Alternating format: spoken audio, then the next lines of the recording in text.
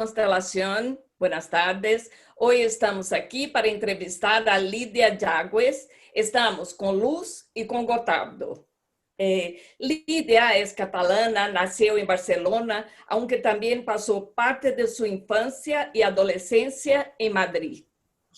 En 1978 se fue por primera vez a Londres. Era la época final del punk inglés, pero el reggae todavía estaba en su apogeo. Allí conoció estilos de vida totalmente nuevos y seductores para ella, y se enamoró de Londres. Después de un año se trasladó a Alemania, donde cursó su carrera en psicología y también realizó sus 2 especialidades en psicología clínica y neuropsicología. Tras su doctorado en neurociencias, trabajó en varios años en varias universidades de Alemania como neurocientífica y terapeuta. Vivió un año en Tempe, Arizona, trabajando como investigadora en la Universidad Estatal. Después de 17 años viviendo en Alemania, volvió a Londres en 1977, donde todavía reside. En Londres siguió con su carrera científica, combinándola con su trabajo clínico y docencia. Ha publicado más de 40 artículos en revistas científicas, ha presentado otras tantas ponencias en congresos internacionales y ha escrito varios capítulos en libros científicos. En el 2014 comenzó a escribir cuentos y ganó el primer premio de un concurso literario en Valladolid por uno de esos cuentos que se publicó. En el 2015 tuvo la oportunidad de prejubilarse de la universidad. Lídia todavía ejerce su trabajo clínico en el hospital, pero ahora tiene más tiempo para dedicarse a la escritura. Y en el mes pasado finalizó su primera novela, Guárdame, un rincón tranquilo en su memoria. Lídia, te hacemos la primera pregunta. ¿Cuál es el tema de tu libro? Hola, Constelación. Bueno, el tema de mi libro en realidad son 3 temas que me interesaba discutir, poner en el libro, ¿no?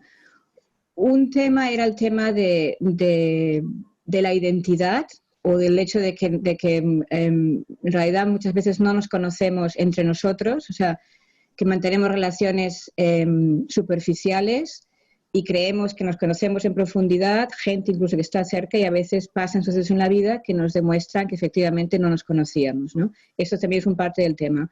Otro tema que también me interesa es que también para mí me inspiró un poco en la realidad que vivimos ahora, que la gente tiene mucha necesidad, por ejemplo, en todos estos social media, de que se evalúe constantemente lo que ponen, ¿no? Entonces necesita siempre el me gusta y todo eso. Es un constante tener, y cuanto más me gusta, pues más evaluado, más famoso eres, más reconocido eres, ¿no?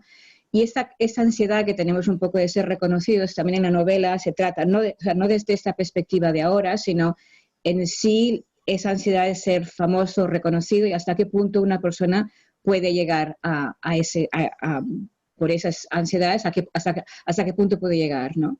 Y otro tema que también trato, de hecho la novela empieza con un suicidio, ¿no? Es el suicidio, pero el suicidio no lo trato como el suicidio en sí, o sea, de por qué una persona se suicida, porque a fin de cuentas nunca sabemos por qué una persona se suicida, por mucho que dejen notas o dejen nombres, es una decisión que toma cada uno, ¿no? Sino cómo impacta el suicidio en las personas que dejan atrás, o sea, en los familiares o en los amigos, cómo impacta, ¿no? Y ahí trato de de hablar del suicidio de una forma neutral, ¿no? O sea, si bien la novela empieza con un suicidio de un hombre, ¿no? Que es un tema que yo creo que es importante tratarlo de alguna manera, porque cada vez hay más suicidios hoy en día de hombres, no de mujeres. Y, o sea, las mujeres se intentan suicidar más veces, pero no se acaban muriendo, ¿no? Mientras que los hombres son más eficaces, ¿no? Y entonces, si lo intentan una vez y no sale bien, la segunda vez hay una probabilidad muy alta de que efectivamente se suiciden, ¿no? Y es un tema que es importante porque cada vez hay más casos de suicidios masculinos, ¿no? Y parece que es un tabú, una sociedad que la gente no quiere hablar. Y en parte no quieren hablar o es tabú porque, o sea, por la gente, por los que quedan detrás, ¿no? O sea, la relación cómo reacciona uno al suicidio, ¿no? Es en parte esto lo que... más o menos. Veo que es un tema bastante dramático, ¿no? El suicidio. Entonces, ¿has utilizado tus especializaciones para escribir tu novela? A ver, no he utilizado, por ejemplo, no está basada en ningún hecho real, ni en una persona real, o sea, no está basado, por ejemplo, en ningún paciente, ni en gente que yo conozca, en ese sentido no. Y lo que sí quizá he utilizado como mis conocimientos como psicología, pues, por ejemplo, de plasmar la reacción que tiene la gente cuando alguien se suicida, ¿no? Porque el duelo, cuando se muere una persona muy llegada a tuyo, como sea tu pariente, tu marido, tus hijos, lo que sea, tienen unas características muy, muy especiales. Mientras que con el suicidio es diferente. Hay aspectos diferentes al duelo normal, ¿no? Y uno de ellos, por ejemplo, es la vergüenza, ¿no? Toda la gente siente un poco de vergüenza de hablar de que, por ejemplo, su pareja o su tal se ha suicidado, ¿no? Porque es una cosa, para mucha gente es un hecho tabú, vergonzoso, que se tiene que callar, ¿no? Entonces, esto también lo pongo en la novela, aparte, o sea, pongamos las diferentes actitudes que hay ante eso, ¿no? Ahí sí que me puedo basar en mi experiencia, ¿no? Y también en mi experiencia cuando describo la vida. A ver, yo trato de poner, o sea, los temas que decía también de que no nos conocemos, entonces trato de poner la perspectiva de los tres personajes principales, que son o sea, la novia, o sea, la pareja del protagonista, de Reinhard, el que se suicida, la perspectiva de la exmujer de él, la perspectiva misma de Reinhard por medio del diario, ¿no? Y parte de mi idea psicológica era decir, bueno, nosotros tenemos una perspectiva de los demás y de la sociedad y lo que vivimos de una manera, ¿no? Pero cada uno tiene su perspectiva, ¿no? Y muchas veces los conflictos entre personas porque no nos damos cuenta de que nuestra perspectiva no es la misma que puede tener otro, ¿no? Entonces trato de ponerlo desde tres voces que muchas veces cuentan los mismos hechos, pero entonces desde otra perspectiva se ven diferentes, ¿no? O se interpretan diferentes o lo sienten diferentes, ¿no? Y eso es en parte lo que, digamos, ahí sí que he sacado de mis conocimientos de psicología, ¿no? De cómo percibimos. Y el resto, pues yo no, o sea, una cosa que sí, que a lo mejor los que me conocen reconozcan cosas en la novela, porque yo creo que todo escritor siempre roba un poco de la realidad, ¿no? De gente que conozco, de cosas que he vivido, ¿no? A lo mejor un tic de esa persona que yo conozco lo meto ahí, ¿no? Otro que quiero que para darles un poco más de vida, ¿no? Y otros me los invento, ¿no? O sea, todo es un poco, o sea, es como un pastiche de gente que he conocido así mezclado, ¿no? Pero no es nadie en concreto, o sea, no son personajes en concretos, ¿no?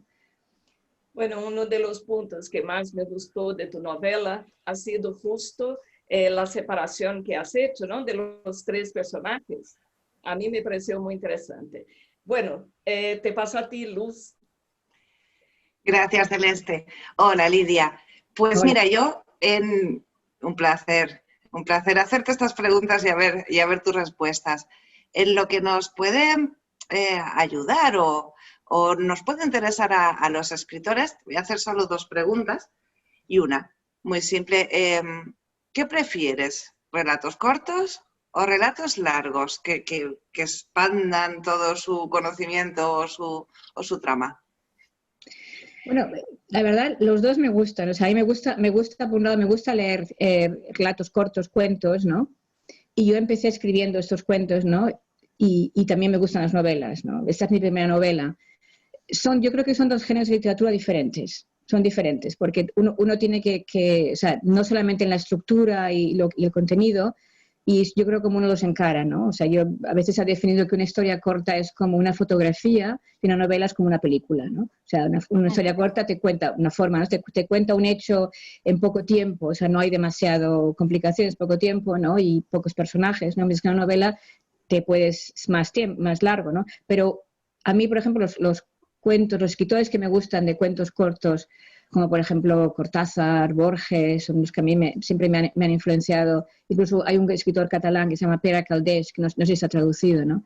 Son cuentos cortos, pero que tienen mucha enjundia, porque lo que están contando puede ser, a veces uno se lo puede tomar de forma metafórica, pero siempre tiene algo que es, o sea, al final, es otro tipo, ¿no? Otro tipo. Mientras una novela, pues cada novela tiene ya otro tipo es como una carrera de fondo, ¿no? La novela, mientras que un cuento es un sprinter, ¿no? Que en poco tiempo lo tienes y con la novela vas, ¿no? O sea, en realidad me gustan los dos.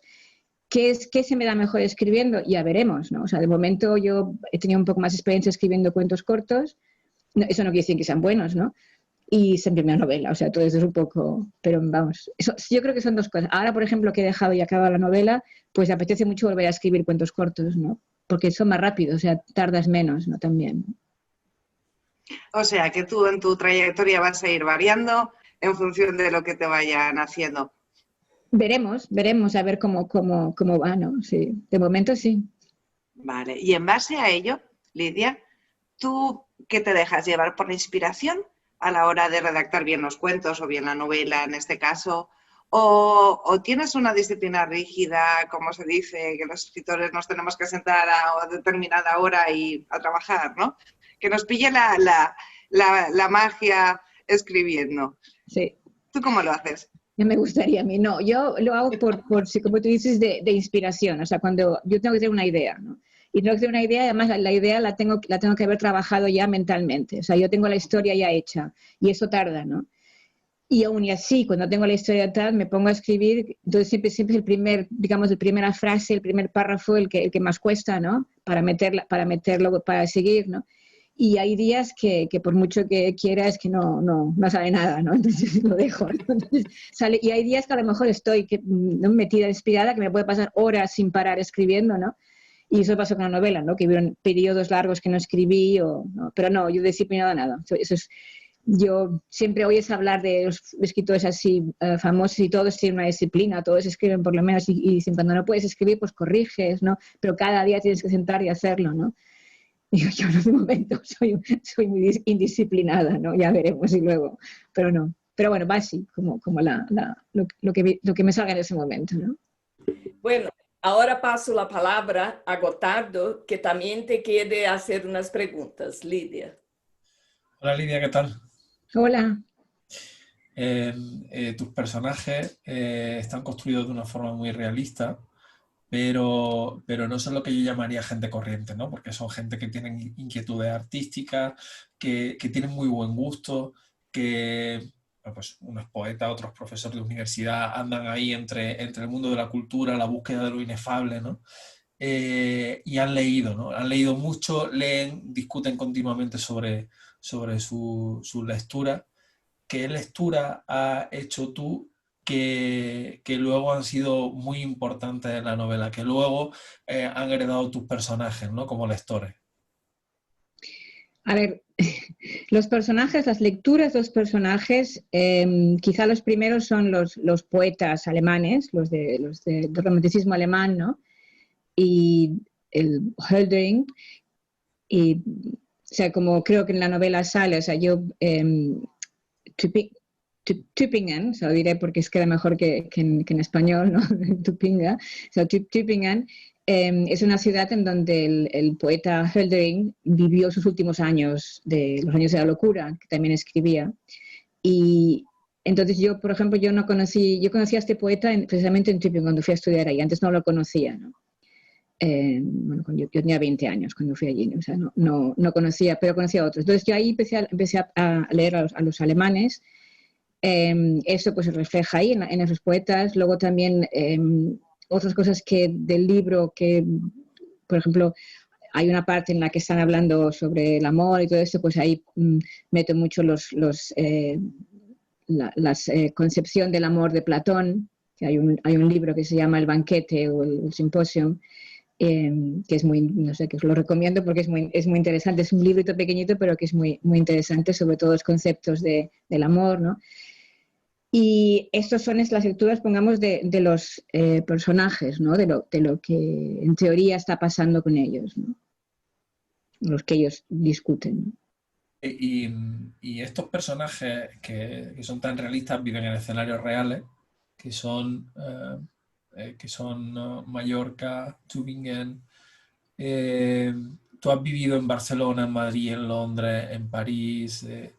Entonces, tu biografía y tu novela rompen con la unidad de espacio, ¿no? Del teatro clásico, quizás sea un escenario bastante complejo. ¿Cómo decides cuáles son los escenarios de esas historias? ¿Por qué los sitúas en las ciudades y los países en donde los sitúas?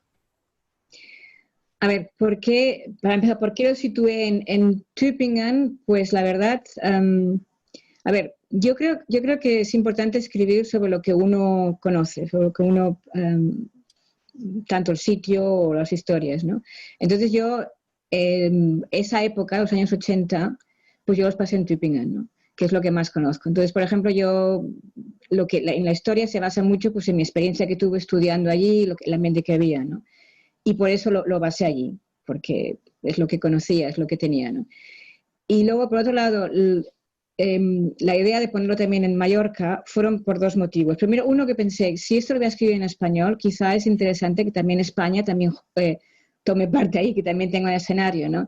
Y la verdad, y entonces la lógica, o sea, dentro de la coherencia de los personajes, Mallorca es un sitio que muchos alemanes van a Mallorca. O sea, las dos nacionalidades extranjeras que van a Mallorca son ingleses y alemanes, ¿no?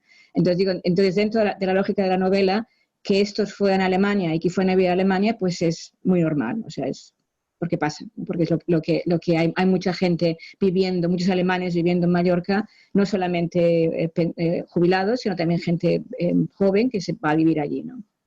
Y además yo conozco Mallorca muy bien también, porque desde casi 30 y pico de años que he ido muy regularmente, ahí también tengo amigos y, en fin, y conozco el ambiente ese también de Mallorca. Y por eso pensé, bueno, esos son otros ambientes que yo conozco más y mejor que no inventarme otras situaciones que conozco menos, ¿no? Y de hecho fue por eso, o sea, esa novela, pues por la época en la que la ponía, iba mejor ahí para mí, para esos dos países, ¿no? Bueno, Manuel Epifanía iba a participar de la entrevista, pero no ha sido posible. Entonces, sus preguntas van a ser Luz y Gotardo. Te paso a ti, Luz.